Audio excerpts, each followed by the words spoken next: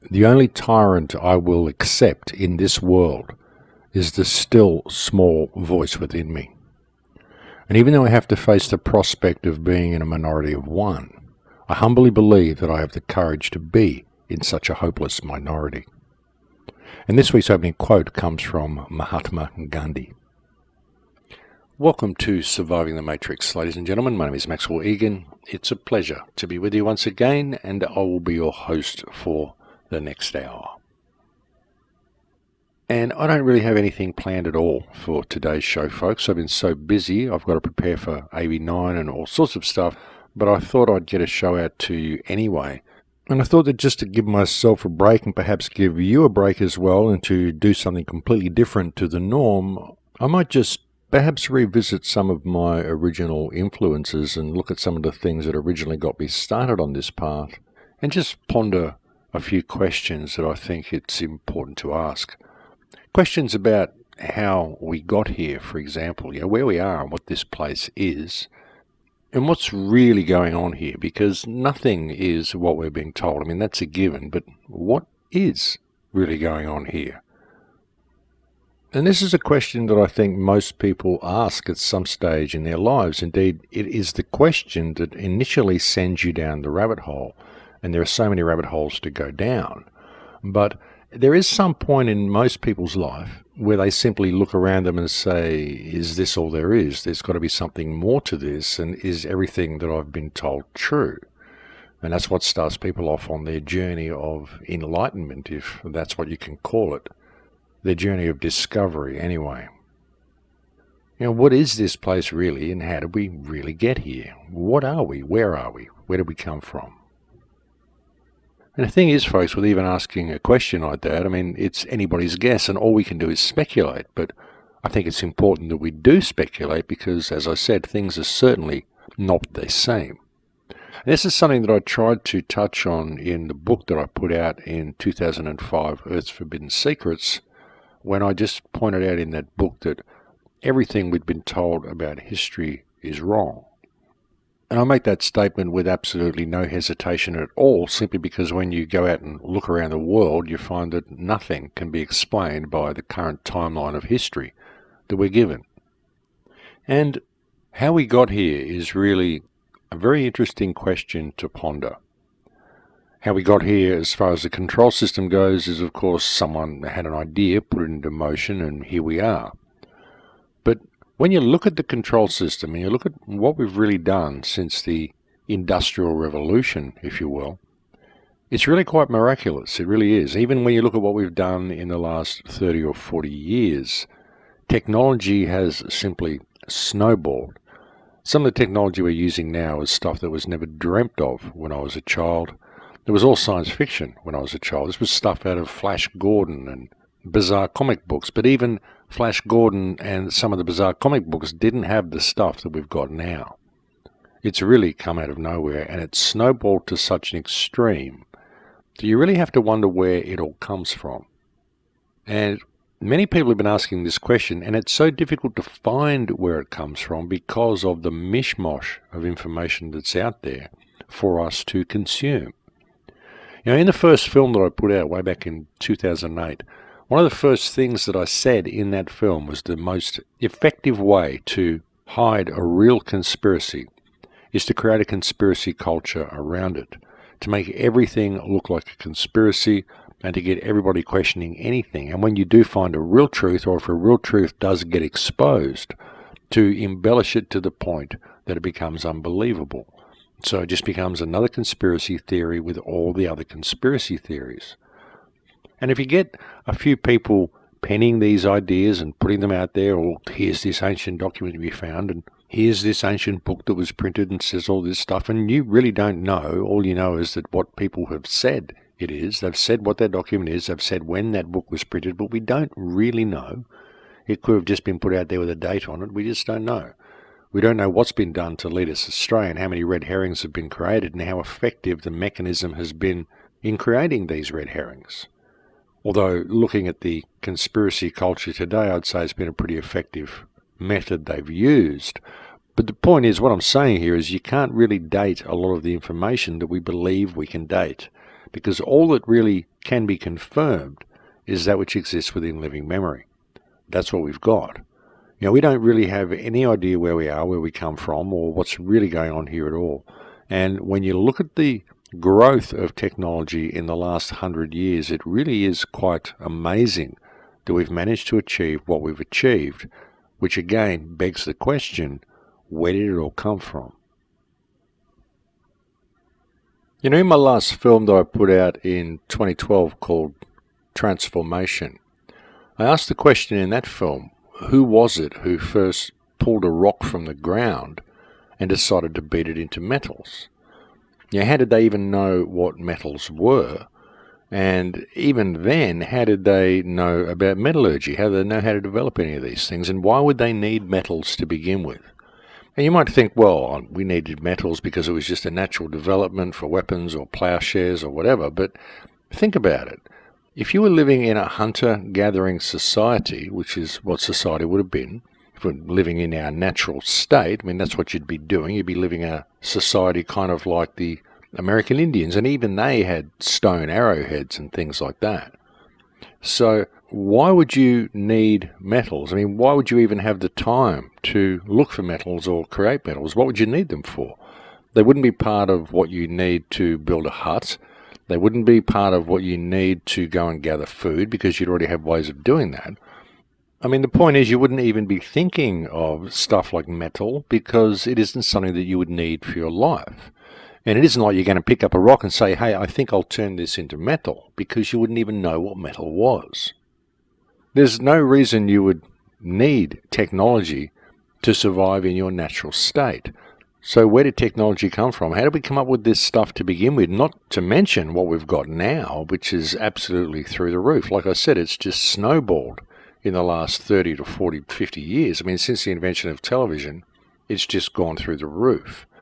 And television is, of course, what's helped it go through the roof. Television and movies, predictive programming, all the futuristic stuff that they've been showing us for so long, just preparing us for this as a natural progression, but we never ask where it comes from.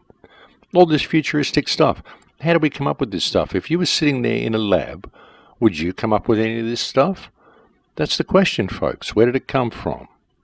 And people will hear that and they'll go, oh, well, it was the scientists. It was all the smart people. I'm not smart enough to do it. It was the smart guys. Really? Is that what you think? It was the smart people who just came up with all this stuff because they're just so smart? That's an interesting concept. And as I said, since the invention of television and all the predictive programming that's gone along with it, they've really been able to escalate this. It's literally snowballed. Technology has rolled out in an exponential curve in the last 50 years. But where did it come from to begin with, is the question. And even when you look at our technology, some of the ancient artifacts and monuments and things that are lying all over the earth, some of the round stone balls that you find through Costa Rica, the myriad of monuments you find all over the place through Peru and in Egypt and all sorts of places. None of these can be created through the technology that we've got now. None of them were created via any method that we know of. So where did the technology that we use now come from? Who would have thought of this stuff? And what was the technology that built all the old stuff that's there? And when was that old stuff built? All these old monuments, stuff that we call ancient, are they really as ancient as what we think they are?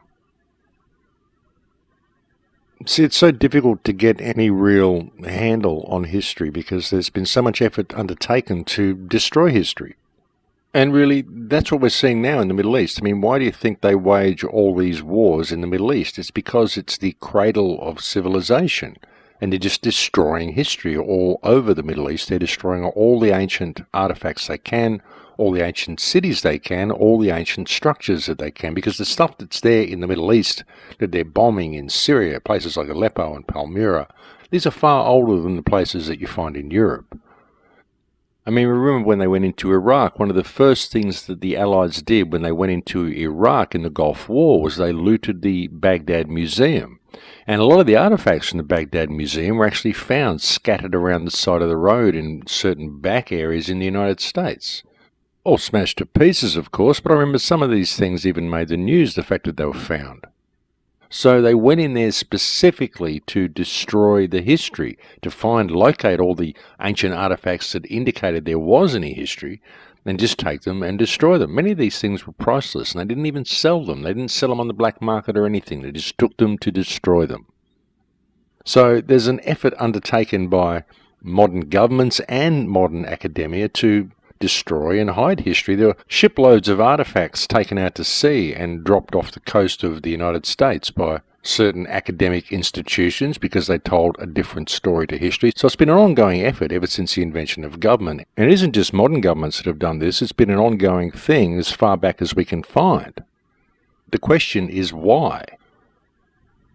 Over the ages, there's been so many groups that have destroyed so much stuff. I mean, the burning of the Alexandrian Library, for example, which was burnt by one or two, possibly even three groups of people, burnt by the Christians, burnt by the Arabs, burnt by anybody who wanted to burn it. The scrolls in the Alexandrian Library powered the baths. They heated the baths in the Temple of Alexandria for 18 months. That's how many scrolls there were, papyrus scrolls that they simply burnt to heat the baths. You look at ancient Egyptian civilization, it seems to have sprung full-blown into being right from day one. That all seems perfectly normal. Look at Chinese civilization. That's always been an incredibly advanced civilization and always very hidden, and we don't know anything about where that came from because many Chinese emperors took it upon themselves to destroy all the history books that existed before them because they decided they would be the beginning of history and history should start with them and there should be no one before them. So they destroyed all of the ancient scrolls that existed before they were born, before they took rulership, so that history would start there. And I think a couple of emperors actually did that in China. So it's pointless looking there for any information. We may have got something from the Mayans, but the Spanish did a great job of destroying all of their information. We do have one or two codexes left, but people simply can't translate them properly. Of course, there's a rich history to be found in Europe, but God knows what it is, because Europe has been a war zone since recorded history even started. So it's very difficult to know what happened there, because there's been so many cultures come and go, and so many armies march across the land, and so much destroyed across Europe.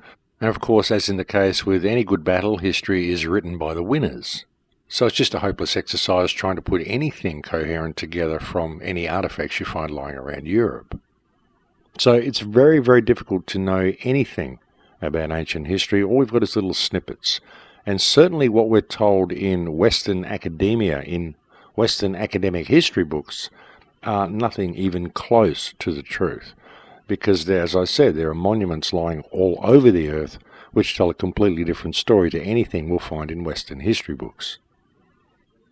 I mean, you've got all those things that I mentioned before, such as the ruins in Peru, which are all over the mountains in Peru, and you've got them in Costa Rica, the giant balls, the stuff in Egypt. There's all sorts of bizarre ruins and temples all over Mexico and Central America as well, but you've also got really strange vitrified ruins that can be found all across Europe. We've got Baalbek in Lebanon, an absolutely incredible site and very mysterious. They tell us, of course, that it was built by the Romans and later had a temple built on top by the Arabs, but there's no evidence to support this claim. There's actually foundations there that are incredibly old, and there's no record of them being built in any Roman literature anywhere. And the Romans were an incredibly egotistical race back in their day. They documented everything that they did. All the obelisks they moved from Egypt over to Rome and everything. They have whole accounts of how they did this and how many people died and what an incredible feat of engineering it was to move this thing. So if they managed to put the trilithon, the three largest carved stones in existence, 26 feet high in a wall in Lebanon, in Baalbek, they certainly would have recorded the event, and they didn't. So obviously it wasn't built by them. It was built by a culture that existed before the Roman Empire. So what happened there? There's just no record of any of this stuff that we can rely on anywhere to be found. And again, this is probably one of the reasons why they're going out of their way to destroy the Middle East as much as they can and destroy all trace of these ancient sites, but they literally are everywhere. There's many, many ancient sites all across the Middle East, but many of them you just can't get to because they're constantly kept in a war zone. And as I mentioned before, you've got vitrified ruins right across Europe. You've got all sorts of strange stuff in Europe and all sorts of strange stuff in England as well. You've got Salisbury Hill. You've got some Very interesting structures around the south of England. You've got Stonehenge, but of course it's hard to take Stonehenge into account and put that where it really belongs, or figure out even where it does belong, because Stonehenge was rebuilt in the 1940s or 1950s. A lot of people don't know that. But Stonehenge was actually moved and rebuilt, and all the stones were put up, and it wasn't anything like what it is now in as recently as the 1930s. I think it was the 1940s and the 1950s. There was a historical society that decided it would be a good tourist attraction if they rebuilt it. So you can't really tell from that. But there are vitrified fortresses to be found in Scotland. And there's also the mud flood that I've mentioned recently. Now, this is a new finding for me, which has really caused me to question the timeline. Because if there's been a mud flood go across Europe as recently as 500 years ago, and nobody knows about it, well, what was civilization like before that, as recently as 500 years ago? And as I said, there's been remnants of this flood found in Russia, found in Holland, where I'm staying at the moment, found in Italy, found in Spain, found in France. So this is like 12 feet of mud that appears to have gone right across Europe and buried an entire floor of many cities.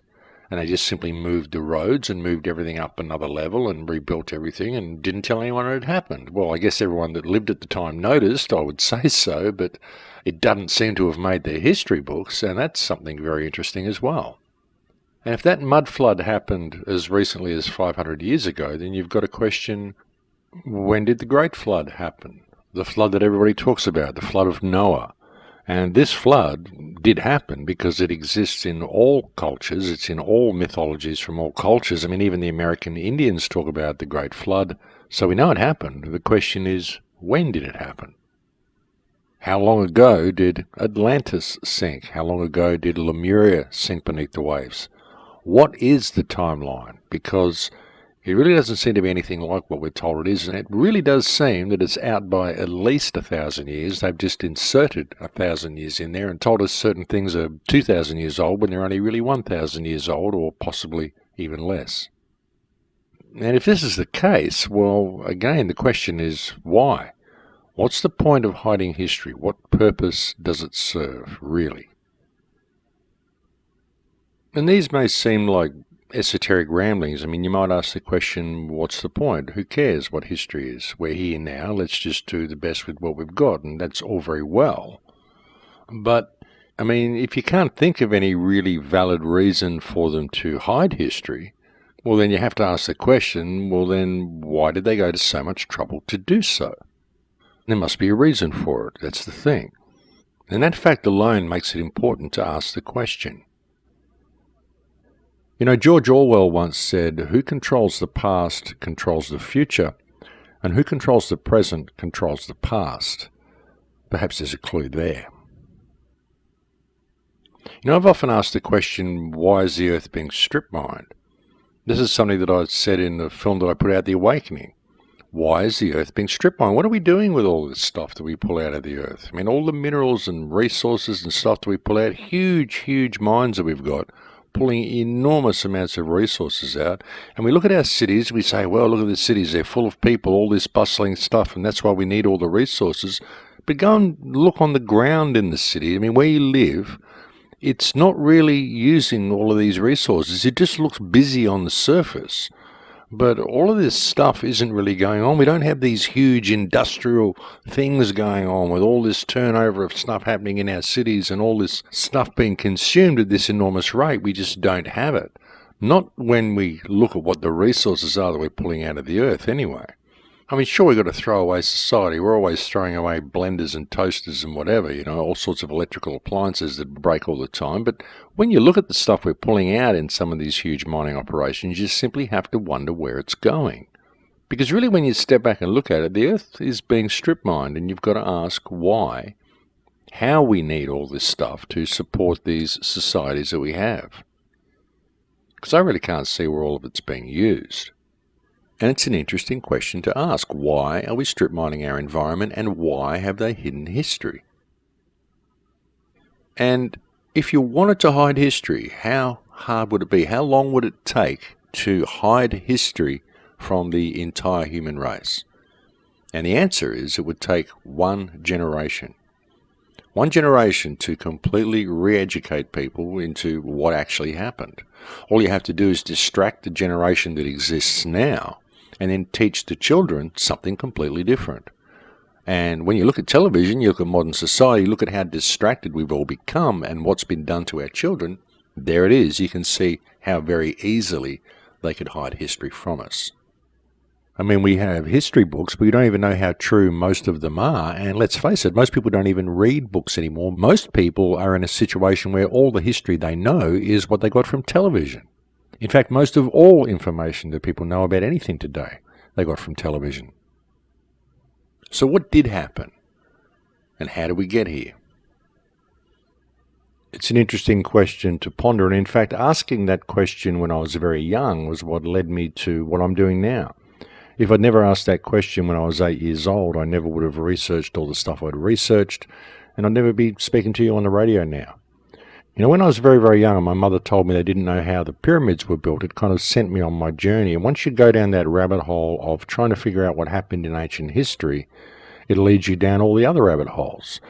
And in attempting to answer this question, of course, it's essential that you do go down all these rabbit holes. It's a natural course of events. But what happens is you find that all of them really lead nowhere, because you can go and find out all this information on all these different topics, and at the end of it, it becomes a very real possibility. But then you go down another rabbit hole, and that becomes a very real possibility. And what you find out at the end of it all is that you don't really know. And that's all we do know, is that we don't know.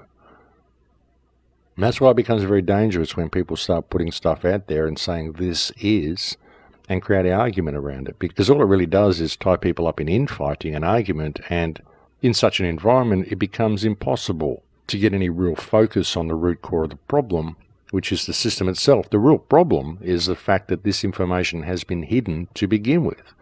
So really you've got to look at what the mechanism is that has hidden this information, because in attempting to answer the questions at this stage, all anyone can do is speculate. So see, when you really step back and look at all this and you realise that this is how it's been done, and this hiding of history has been an integral part of creating this conspiracy culture in order to hide the real conspiracy that you're living in a people farm, whatever form it takes, we don't know, but you're living in a people farm that is managed via a system of debt slavery, whereby all the inhabitants are forced to strip mine the earth around them in order to collect the paper they need to pay to be alive. And most people know something's terribly wrong. I mean, that's why they go down the rabbit hole to begin with, but they never really look at the system that holds it all together, which is the money system. And again, many people know the financial system's all corrupt. They know about fiat currency, fractional reserve banking, how it all works, blah, blah, blah, but they never really question the fact that even without the fiat part of the currency, just the mere fact that they have to pay to be alive to begin with, this is a real problem. This is what creates the whole mechanism to begin with. It's the catalyst, it's the glue that holds the whole thing together. And money is something that people simply take for granted, just the fact that it's there. They'd be happy if it wasn't a fiat system, but they still believe that they need money. And once it's imposed in people's thinking, it's very, very difficult to get it out of their thinking. And it may be kind of weird for people to look at things this way and to consider the fact that you're living in a people farm, but you know, whatever you want to call it, however you want to look at it, when you look at what it is, when you step back and look at the whole thing, that's what it is. It's a people farm. And we're pulling the place apart in order to support this farm that we're in. And it doesn't really make sense. None of the stuff we're doing makes any sense. And really, this hiding of history has helped create this situation. As I said, you wouldn't have this conspiracy culture now if it wasn't so difficult to find out what's going on. You know, and you can't really make it really difficult, this difficult to find out what's going on, as difficult as what it is, without hiding history. And that's what they've done. And all you've got to really do is go and travel around the world and look at stuff to see the truth of this.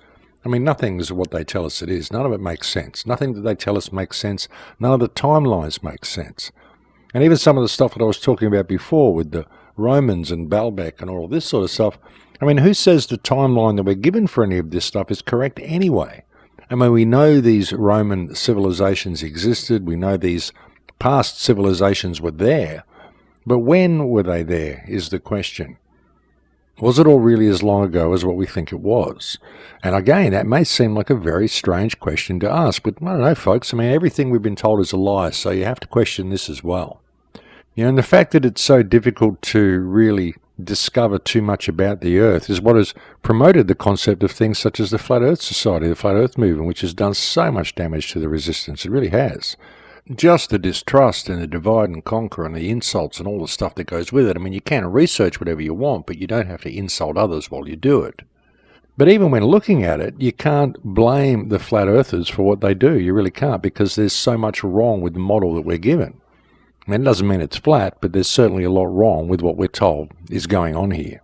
So you can understand where they've got the fuel for the fire that they're burning at the moment. And that's why the flat earthers and the globe earthers have got to put down all this fighting with each other and realise that they're both being played and they both have a common enemy, which is the one that created the mystery to begin with. And really, it's the perfect divisive mechanism. It is, because like 20 years ago, I looked into models of the Earth. I looked into the flat Earth, into the round Earth, into the hollow Earth, into the concave Earth, into every type of Earth you could think of. And what I concluded back then is that there is absolutely no model at all that's offered to us that actually explains every question and answers every question. There isn't. I mean, even with the heliocentric model that we're given, it doesn't answer all the questions. A flat model doesn't answer all the questions. None of the models answer all the questions. So it's the perfect divide and conquer mechanism. It's the perfect divisive tool to interject into the resistance right at a crucial time when they're rolling out this whole 5G grid, which is what they've done. So it's really been quite a clever play, but even this play would never have been possible were it not for the fact that they've been able to hide history from us. So we don't really know what's going on at all, which makes it possible for anybody to speculate anything. And if they can get other people to believe it or buy into it, there you go. Divide and conquer, it's the perfect tool, and we do it to ourselves by locking ourselves into a belief system based on second-hand information that we haven't experienced ourselves, and the truth of the matter is that we just don't know. And you can go down as many rabbit holes as you want, folks. You seriously can. I mean, I've gone down rabbit holes for the last 40 years, but what happens when you come out of the other end is you realise that none of them really lead anywhere, and all you've got is all these different ideas of what is possibly going on, what could be happening. But ultimately, you just don't really know, and it gets to the point that you realise that all of these rabbit holes are there, and all of these questions exist to begin with simply because we're not free. So let's establish freedom, because once we do that, all the doorways will be open. Then we won't have to speculate about what's going on. We'll actually know. Well, at least we'll have a better idea anyway. But as I often say, folks, belief is the enemy of knowledge. And at the moment, all each researcher has, including myself, is what information we have had access to and what we've been able to make of it. But there is so much information out there to consume, and nobody knows really where it comes from or who wrote it or which stuff is reliable. All we can do is guess and use our intuition and make the best estimates we can. Until we admit this and realize this is what we're dealing with, and realize that nobody really knows and that the biggest obstacle to us ever knowing is our lack of freedom, then we're not going to get anywhere. What we need, folks, is freedom. And what we have at the moment is a real opportunity to create some. And all we have to do is to realize that all this stuff we're looking at, nobody really knows for sure, and all we have to do is agree to disagree and get a little bit of focus. Because one thing we do know, the world is run by criminals. And if we get a little bit of focus there, we're at a time in history where I believe we can actually fix it. But folks, I think we've reached break time here, so I better leave it there for now, and we're going to have a break. Thank you for joining me on the air today. It's always a pleasure to have your company, and I'll speak to you again in a few minutes. Don't go away. And welcome back, ladies and gentlemen. So yeah, it's interesting trying to figure out where we came from. Of course, there's two popular schools of thought on where we come from. There are others, but there's the two most popular, which of course is evolution or creationism. I personally don't particularly buy into either of them. Evolution is completely ridiculous. I mean, even Charles Darwin said it was a theory, and it was manufactured. I mean, the entire ascension of man was concocted out of 200 bone fragments, and there's so many missing pieces that it just doesn't fit together. I mean, the concept that we would have come from apes and gorillas is ridiculous, because these things still exist, and so do we, and there's never been any transitional species found, and there never will be. And there's so many differences between us and gorillas and apes that it just beggars belief that they could even have suggested it to begin with. And, and they'll present it to you and make it sound all very believable. And they'll say things like, look, there's only 1% difference in the DNA between apes and humans, so there's a close cousin. But what they don't tell you is there are 20 billion base pairs in the human DNA, and so 1% of that is 20 million base pairs. And no matter how you look at it, that's a huge difference between species, folks. Plus, there's so many differences between us and apes, it's ridiculous. There's a great book that was put out by Lloyd Pye called Everything You Know Is Wrong, where he went through the whole plethora of differences between us and apes and virtually proved that evolution from apes is impossible for humans. So that theory really doesn't work, no matter what people might say and no matter how much it's promoted by the mainstream. Of course, the other theory is creationism. I don't particularly buy into that, but some people do. But of course, it's one of those theories that you can't really debate, you can't really offer proof of, it simply rests on faith. And so that just depends on your religious perspective. Those who choose to believe it do, and those who choose not to don't. And realistically, that's about all you can really do with that theory. You can choose to believe it, or you can choose not to. But the thing is, even with either of those theories, none of them really explain any of the mysteries that I outlined for you in the first half of the show. Neither of them explain all the ruins that are lying around everywhere. None of them explain why they've gone to such an incredible amount of effort to hide history from us. And if you don't think they have hidden history, folks, if you think I'm sort of stretching it by even saying that, well, just ask yourself why all these things exist all around the earth, why all these monuments are there, and why they're all hushed up and we're not told about them. I mean, like I said earlier, all those artifacts that the Smithsonian Institute took out and dumped off the shore of California or wherever it was, and the way they went into the Iraqi museum specifically to steal all of the artifacts and then not even sell them, but to destroy them. The way they're bombing Aleppo and Palmyra. The way they've always kept the entire Middle East a war zone, so Baalbek's an unsafe place to visit and all sorts of stuff like that. And it probably isn't even unsafe, it's just that they promoted the concept so Westerners won't go there.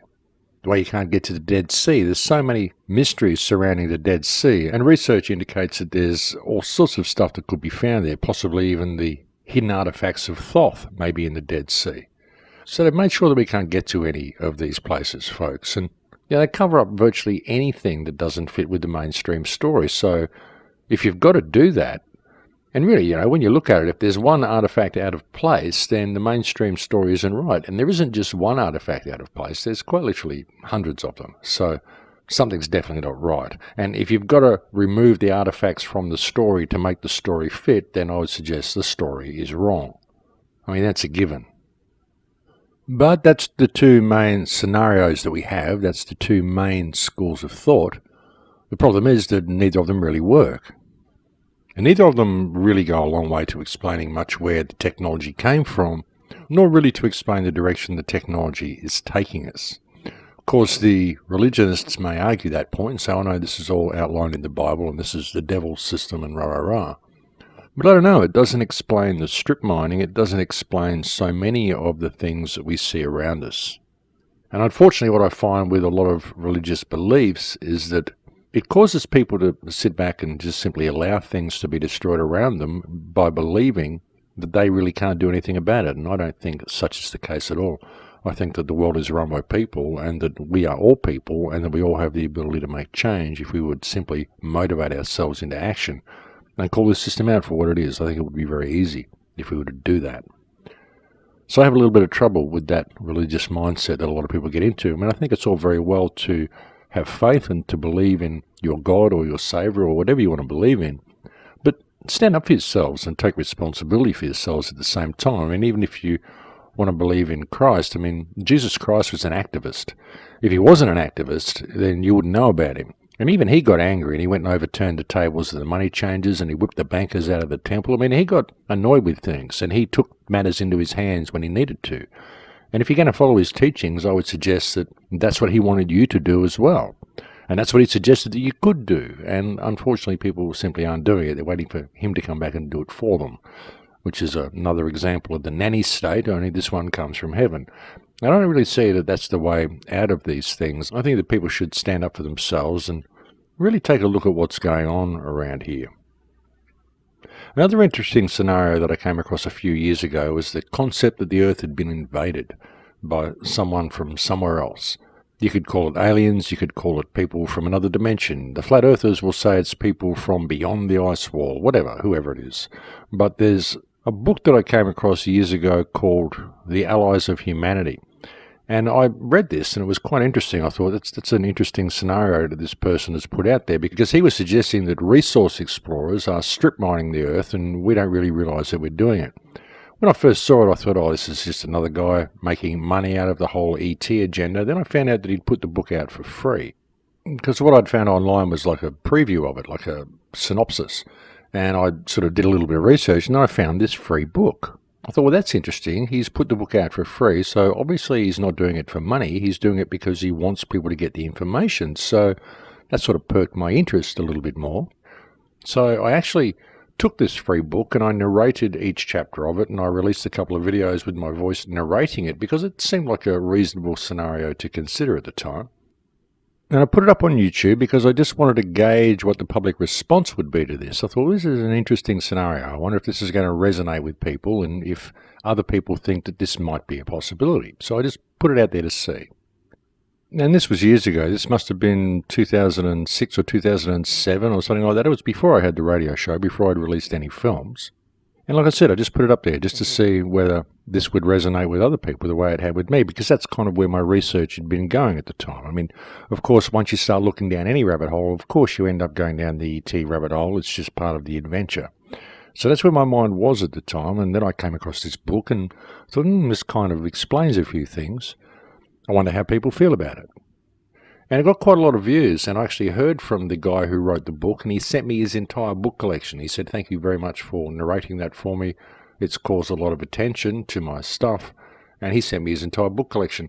But then what happened was the religionists got hold of the guy, and they said he was the second coming, and this was a new message channeled from God, and it all became muddied up by religion, and no one listened to the message, and so not wanting to be one caught up in some new type of religious movement, I deleted the videos. But I thought it was quite an interesting scenario. Is it true? I have no idea whether it's true. But it was certainly something interesting to consider. You know, if there was a race that had come here that was mining the Earth and we didn't know about it, and was controlling our governments and we didn't know about it, it would certainly go a long way to explaining a lot of things. But of course, it's very difficult to find out any information that might confirm anything like this because all the information is hidden.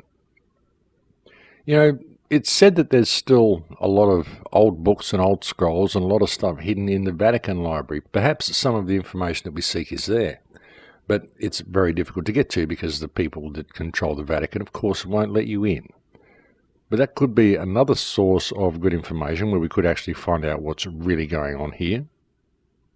And of course you've got a whole group of people, such as David Icke even, will tell you that the whole place is run by reptiles. And of course that sounds completely preposterous to people, and then you start looking through all the ancient texts, and you start looking through all the cave drawings and all the stuff that you hear from the Native Americans and all this sort of stuff, and they all talk about reptiles and their snake brothers. You also hear it from the Australian Aboriginals. But again, you've got to wonder how much of it has simply been put there. How much of them are real and how many have been concocted. That's the thing. You just don't know. And getting back to the concept that the Earth has been invaded and is being strip mining, you could even ask yourself whether the Flat Earth movement was introduced right at the time they are finishing their mining operations to make people believe that space doesn't exist and that aliens are impossible. And the thing is, you can prove just about all of it to be true, but that doesn't make any of it so.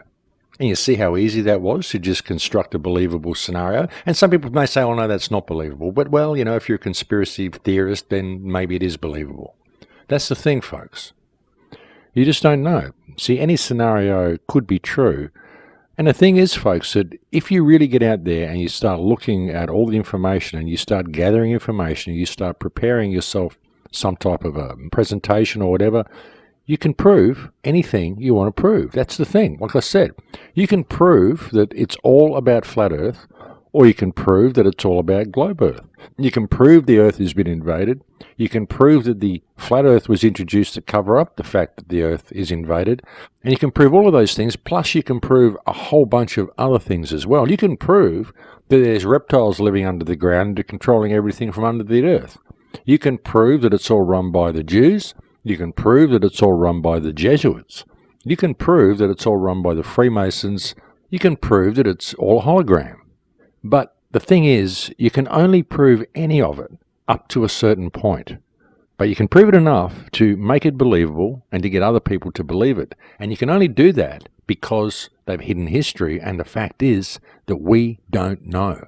And that's why they've done it. And that's why all this information's out there, and that's why you can prove anything you want to prove, because that's what perpetuates the divide and conquer mechanism. So you've really got to step back at it and look at it and say, well, why do all these questions exist? Why don't we know what's going on? We don't know because all of this information is hidden from us. Why? Because the world is run by criminals, and we're not addressing that point. We're not addressing what has caused the cover-up to begin with. And it isn't just because people have hidden things and things are secret and there's secret societies. No, it's because we're not told stuff we need to know, because there is an elite group of people who keep the information from us and we never call it. We go down these little rabbit holes and think that we know it all because we've gone down our rabbit hole when we don't. Because there's about 10 million rabbit holes out there to go down, and all of them will lead you to a slightly different spot. A little bit the same in a lot of ways, but always something slightly different. Just enough to keep you all arguing amongst each other, which is exactly why it's been done. All the world is a stage, ladies and gentlemen, and that includes the truth movement. It's all a stage. There's so much theatre and charade in all of this, and we really need to put our egos aside, realise what we're dealing with here, and step back and take stock and regroup, and as I keep saying, get a little bit of focus in the right direction. And I know I'm going to get so much flack for some of the things I've said on the show today. I know I'm going to get trolled by flat earthers. I'll probably get trolled by globe earthers as well. I'll get trolled by the ETers, by the Galactic Federation people. I'll get trolled by the evolutionists. I'm certain to get trolled by the Christians, and I'm sorry, I didn't mean to offend you, and I do love you, and please don't troll me. I'll get trolled by everybody, because no one really wants to face the truth of the whole matter. Everyone wants to be the one who's right. Everyone wants to be the one who's got the answer to everything, and no one is really prepared to look at the real problem, which is the fact that we don't know, the fact that we're not free enough to know. We've got all these questions, and the questions exist because they are supposed to exist, because that's what keeps us arguing. That's what keeps us looking, digging under rocks, looking under holes, wondering what's going on, and never really paying attention to our surroundings. Now, never questioning our belief in authority, never questioning why we have to do the things that we do, never questioning why we can't just go and find out these questions, why we can't just go into the Vatican Library and read what they've got in there, why everything is so secret and why it needs to be so secret. Who are these people to think that they can keep things from other people? Why are you someone who believes that you don't deserve to know what's in these secret vaults and what's hidden away from the masses? What this hidden knowledge is. Why should there be a special group of people who hold all the keys to the information and sequester and hide that information away from everybody else? Why would we allow this? And we allow it because of this misplaced belief in authority. We allow it because we believe that people can write down on pieces of paper and create rules that govern our lives, and that they can hide stuff from us and not tell us what we need to know. And I think where we come from and who we are and where we are important issues. They are things we need to know. But unfortunately, they're questions that simply cannot be answered and will never be answered until we are free enough to put the mysteries to rest ourselves, till we have access to the information that's been hidden from us. So that's why there's no point arguing amongst each other. There's no point thinking that our rabbit hole has the be-all and end-all. Because each of us has a piece of the puzzle. Each of us has a different perspective of what this reality is, and each of us has the key to our own prison. Because the prison that enslaves us is a fictional prison. It's a prison of our minds. It's a belief that we have to do what we are told, and it's our willingness to adopt belief systems and lock ourselves into ego once we adopt these belief systems and attempt to push them on everybody else, and to fail to really recognize the fact that we don't know. All we can do is best guess just about everything. I mean, sure, there's certain things that we know, certain everyday things that happen in everyday life that we know. There's certain parts of our education system that are actually true. I mean, 1 and 1 does make 2. But there's so much that's been hidden from us, and so much we really have no idea about, and we really have no reference point of even trying to understand some of these things. especially when we're using English, because we don't have the reference point even contained within our language, because the English language is such a non-descriptive language when it comes to real esoteric understandings.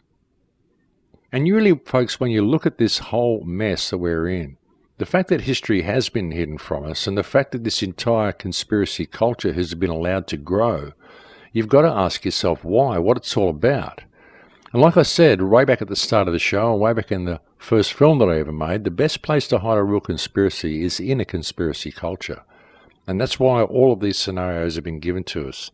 That's why you can prove anything you want to prove, and you can argue about anything you want to argue about, because all of it just detracts from the root core of the problem, which is the ruling cacistocracy and the way they control things and the way they're shifting into this smart grid. And that's why things have been speeding up so much and roller coastering so much world conflict and so many different scenarios, so many different conspiracy theories, so many different groups, so much of a mishmash of infighting right now. Because they need that now. They need that division. They need that distraction. They don't want people paying attention to what is happening around them. And it's really important that we do. You know, sometimes I just wish the world would just stop, just for 5 minutes. Just if I could just stand on a mountain and just scream out, stop, and get everyone to just pay attention for just 5 minutes. Put down their stuff. Put down their job. Stop running on the treadmill they don't need to run on. And just have a look at their surroundings and just pay attention, just for a moment. You know, we could really heal the world in that moment. We could heal the world in a day if we would just pay attention to what's going on, put down our stuff with each other and realize how we're being played with all of this stuff. You know, we have value, folks. We all have value, and we could simply just go and read these books and read these ancient texts and just go to these places and just go and find out what's going on. We could do it any time we want to do it. The only thing that ever stops us doing it is government and the ridiculous rules that they create. And none of these are there to serve us. All of these are there to hide reality from us and to hide history from us and ultimately to hide ourselves from us. And we need to realize this. You know, we are at a crucial time here, folks. And the reason I've brought you all this stuff on the show today is because I just want people to stop fighting. I just want to see the truth movement become some sort of unified wave the way it was. And maybe it never really was, but it was building to that. It was building to that 3 or 4 years ago, and then came all the division. And this division has been the greatest gift the system has ever had. It's created so much infighting, and it's allowed the smart grid to come rolling out without people really noticing what's going on. And this is just a plea for people to realize how they're being played and realize that whatever it is you're out there claiming to be truth, ultimately you don't know. And you don't know because we've never had the freedom to know, and we're at a time now where we could gain that freedom. And if we don't, then we're going to be heading into a point where we're not even going to be able to research this stuff because we won't be allowed to. The internet will be too close, and we will have missed the opportunity that is being handed to us right now, I believe, on a silver platter. So let's get some focus, ladies and gentlemen. We've got so many tools available to us now. We've got so much information available to us now. The doctor that came out recently and spoke about chemtrail cough on camera, with Rachel Ranstrow got on camera. And I've seen people putting out there saying, oh, we don't know who this doctor is, rah, rah. It doesn't matter who the doctor is, folks. It's a medical doctor who is saying, yes, chemtrail cough exists. So all the millions of people out there who don't believe they're spraying the skies, maybe they'll believe it when they see it coming from a medical doctor. So use the tools that you've got and share it with people who are in cognitive dissonance, and maybe you'll make a difference. You know, don't criticize everything and don't think everybody is your enemy. We're all in this together, and we can make a difference if we can band together and get a little bit of focus. And that's all this show's been, folks. It's just been an attempt to get people to put their stuff down with each other and deal with this situation while we still have the chance to do it. But folks, I think we're getting very close to the end of this show here now. So yeah, a bit of a different show for you today, folks, but I love talking about all this stuff. As I said, this is the stuff that originally got me started on this journey to begin with. You know, this sort of stuff and trying to figure out the true nature of consciousness and all the esoteric questions that go with life. And this is stuff that I prefer to be talking about. I mean, all the stuff that I've been concentrating lately on the show for the last couple of years even, and most especially lately with the 5G and the smart grid and all this sort of stuff. I mean, this isn't stuff that I enjoy talking about, ladies and gentlemen. I don't enjoy bringing you this type of information on these shows, and I don't enjoy focusing on these issues. I just do it because it needs to be done and somebody has to do it. And frankly, there just aren't enough people looking at it. There aren't enough people looking at the underlying control mechanism that is really going to be taking over our lives very, very soon if we don't pay attention to it. So that's why I've been focusing on that lately, just because it needs to be done. But all these questions regarding ancient history, I really spent a lot of years looking at all of these things, and they're very, very interesting questions to ask, and they're very interesting puzzles. Even to know that they exist is interesting. It really causes you to question where you are and what you think you know. And they're important questions to ask, but like I said, at the end of it all, what you find out is that you just don't know. And the reason you don't know is because we don't have the freedom to actually answer any of it.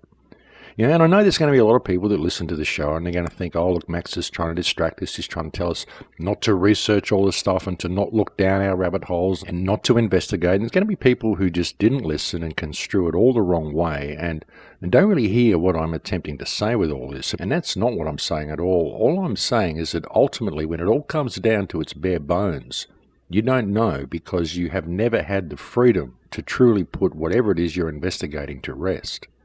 And that is the simple fact of the matter. And all I'm really doing is offering a little bit of friendly advice that I've spent 40 years going down these rabbit holes. And as I've so often said, I can prove to you that any one of the scenarios that I've outlined for you today is true. I can prove it. But that doesn't make any of it true. Because the reason I can prove any of them to be true is because all the information has been put out there to be able to create a believable scenario about anything you choose to believe. And the fact that you can do that is exactly the reason why it's been done, just to confuse the issue. And again, the reason all of these questions exist is due to our lack of freedom. And until we gain that freedom, we're never going to answer anything. All we're going to do is continue to argue with each other and point the finger at each other and say, I know what's going on and you don't, when really none of us do. And we have to be prepared to admit that. And like I said earlier, the globe earthers and the flat earthers and all these groups that are fighting against each other, you're fighting against a common foe. Put all this animosity between each other down. You can't prove any model without having a whole bunch of questions that need answering anyway. So forget it. Because right now, the human race is in a state of very clear and very present danger. And if this system is allowed to continue, if the whole 5G smart surveillance grid is allowed to be rolled out, then you're not going to have the freedom to research any of this stuff from that point anyway. Because the internet is going to become so locked down and so censored, and so many people are going to get locked out of it, that it's just going to make the whole thing pointless. So we need to get a little bit of focus with all of this, ladies and gentlemen, we really do. This whole scenario has been constructed just to keep us confused, just the way it has. It's about time we realised how we're being played and focused our collective attention on what has caused the problems to begin with. And this is something that I've been saying right since day one, but it's getting close, folks. It's getting time for us to do this because, as I said, we're in a state of clear and present danger. And if you can't see it around you by now, well, I don't know what's going on. Perhaps you really should get out more and look around. But what these governments are doing is not anything that's going to benefit us at all, and we need to pay attention. But folks, that really is the end of the show for me here. I've completely run out of time, so I'm going to have to leave it there. I'm looking forward to seeing everybody who comes to AB9 next week, and I'm not going to be able to bring you a show next week, I don't think. I will try to get one pre-recorded for you, but I don't know whether I'm going to be able to because I have to go to England and speak in the Midlands at AB9 next Friday evening. So I really don't know whether I'm going to be able to get the time to get one out. And after that, I will be speaking at the Chemtrail Conference in West Virginia on May 26th and at Regeneration, I think, on June 1st. Thank you to all those who continue to support the website. Thank you to my Patreon supporters. Again, I cannot do any of this without the support that I get on Patreon, so I cannot thank my Patreon supporters enough. And again, if anyone can make a one-time contribution, I could really use a substantial input of funds at the moment. And I will put it out there again for anybody who feels like they might be able to translate my shows into Spanish. and open up a Spanish Crowhouse channel. That would be a really good thing to do because I get so many requests for it. But thank you very much for joining me on this show today, and please consider some of this information that I've shared with you. I think it is important for us to get our bearings on how we've been played and what our real situation is here, because I think it may make a little bit of difference to the way we view things and the way we approach and interact and react with other people. But that is it for me, folks. I'm completely out of time. I look forward to speaking to you again next week if I'm able to. If not, then the week after. Please take very good care until then. In Lakesh.